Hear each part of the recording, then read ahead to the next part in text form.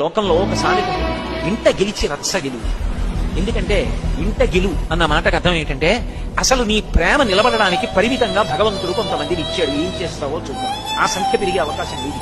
అదంతే, అలాగే ఒక తల్లి కడుపులోంచి వచ్చాం అన్నవాళ్ళం కొంతమందిమే ఉంటాం. ఇంకా ఆ సంఖ్య పెరగదు. బంధువులు పెరుగుతారేమో, స్నేహితులు పెరుగుతారేమో. అమ్మ కడుపులోంచి వచ్చిన వాళ్ళం అన్న అపురూపమైనటువంటి అనుబంధం మాత్రం అంతే, అంతవరకే మిగులుతుంది. అంతటి దాటి ఇక మిగలదు. ఏదో అమ్మ కడుపున ఉన్న వాళ్ళం నలుగురం ఉన్నాం అనుకోండి, నాకు 50 ఏళ్ళు వచ్చినా నలుగురమే, 60 ఏళ్ళు వచ్చినా నలుగురమే, 70 ఏళ్ళు వచ్చినా నలుగురమే, 90 ఏళ్ళు వచ్చినా నలుగురమే. ఎప్పటికీ మేము నలుగురమే ఉంటాం. దేశే దేశే కళత్రాని దేశే దేశే చ బాంధవాః అంతు దేశం నపశ్యామి అత్ర భ్రాత సహోదరః అంటాడు రామాయణంలో రామచంద్ర ప్రభు. ఎక్కడికో వెళ్ళినా పెళ్ళవుతుంది, భార్య దొరుకుతుంది. ఎక్కడికి వెళ్ళినా బంధువులు దొరుకుతారు. ఎందుకనంటే కాబట్టి బంధువులు దొరుకుతారు, స్నేహితులు దొరుకుతారు, తోడపుట్టినవాళ్ళు. అమ్మ కడుపులోంచి మేము నలుగురం కలిసి వచ్చాం అన్నవాళ్ళు ఇంకంతే, వాళ్లే ఉంటారు. అది అపురూపమైనటువంటి అనుబంధం. ఆ అనుబంధం అది అనుభవించగలిగిన ఆర్ద్రత కలిగిన మనసున్న వాడికి తెలుస్తుంది తప్ప ఆర్ద్రత లేని వాడికి దెబ్బలాడుకోవడం ఒక్కటే చేతనవుతుంది. అన్నయ్య తమ్ముడు మాట్లాడుకో, దేనికి మాట్లాడుకోరు? ఆస్తి పంపకానికి గొడవ వచ్చిందా? అసలు ఆస్తి లేదు, మరి దేనికి దెబ్బలాడుకుంటున్నారు? కారణం లేదు. పెద్దలు ఎవరైనా వింటే నవ్విపోతారు. ఏ కారణం లేకుండా అన్నదమ్ములిద్దరూ సంవత్సరాలుగా మాట్లాడుకోలేదు.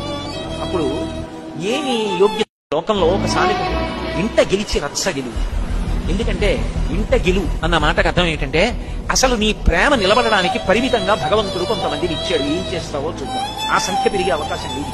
అదంతే, అలాగే ఒక తల్లి కడుపులోంచి వచ్చాం అన్నవాళ్ళం కొంతమందిమే ఉంటాం. ఇంకా ఆ సంఖ్య పెరగదు. బంధువులు పెరుగుతారేమో, స్నేహితులు పెరుగుతారేమో. అమ్మ కడుపులోంచి వచ్చిన వాళ్ళం అన్న అపురూపమైనటువంటి అనుబంధం మాత్రం అంతే, అంతవరకే మిగులుతుంది. అంతటి దాటి ఇక మిగలదు.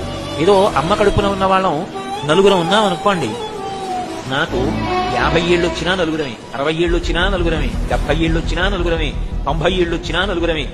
ఎప్పటికీ మేము నలుగురమే ఉంటాం. దేశే దేశే కళత్రాని దేశే దేశే చ బాంధవాః అంతు దేశం నపశ్యామి అత్ర భ్రాత సహోదరః అంటాడు రామాయణంలో రామచంద్ర ప్రభు. ఎక్కడికో వెళ్ళినా పెళ్ళవుతుంది, భార్య దొరుకుతుంది. ఎక్కడికి వెళ్ళినా బంధువులు దొరుకుతారు. ఎందుకనంటే కాబట్టి బంధువులు దొరుకుతారు, స్నేహితులు దొరుకుతారు, తోడపుట్టినవాళ్ళు.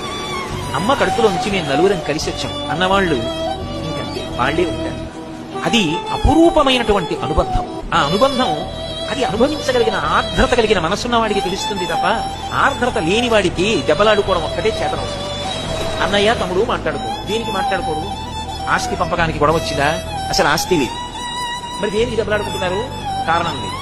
పెద్దలు ఎవరైనా వింటే నవ్విపోతారు.